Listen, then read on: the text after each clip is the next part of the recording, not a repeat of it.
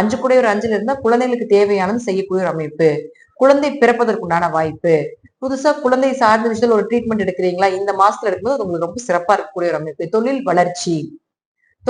வளர்ச்சியை கொடுக்கக்கூடிய ஒரு அமைப்பு. இதெல்லாத்தையும் ஏற்படுத்தி கொடுப்பார்.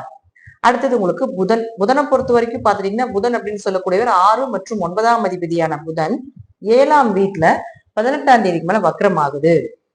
அப்ப என்ன செய்வார் அப்படின்னு பாத்தீங்கன்னா, புதன் 6 கூடையர் 7 இருந்தா ஏதாவது மனைவிக்காகவோ அல்லது கணவருக்காகவோ கடன் வாங்க வேண்டிய ஒரு சூழ்நிலைகளோ, அவர்களுக்கு நோய்க்கு ஏதாவது செலவு பண்ண வேண்டியதாகவோ, அல்லது வேலைக்காக ரொம்ப அலைச்சல் பண்றதோ, அல்லது அப்பாக்கு அவரே உங்களுக்கு 9ஆம் அதிபதியும் ஆகிறனால அப்பாக்காக ஏதாவது பூர்வீக சொத்துக்காக ஏதாவது விரயங்கள் பண்றதுக்கு உண்டான வாய்ப்பை ஏற்படுத்தி கொடுப்பார். இது சார்ந்த விஷயங்களாக இருந்தால் எதாக இருந்தாலும் 18ஆம் தேதிக்கு முன்னாடி வைத்துக் கொள்வது என்பது ஒரு சிறப்பான விஷயமாக இருக்கும். 18ஆம் தேதிக்கு மேல புதன் வக்ரம் ஆகும்போது இது சார்ந்த விஷயத்துல கொஞ்சம் கவனமாக இருந்து பொறுமையா இருந்து செயல்படுத்துவது ஒரு சிறப்பான விஷயமாக இருக்கும். அடுத்தது சூரியனை பொறுத்த வரைக்கும் பாத்தீங்கன்னா 16ஆம் தேதி வரைக்கும் உங்க ராசிக்கு 6ஆம் வீட்லயே இருக்காரு.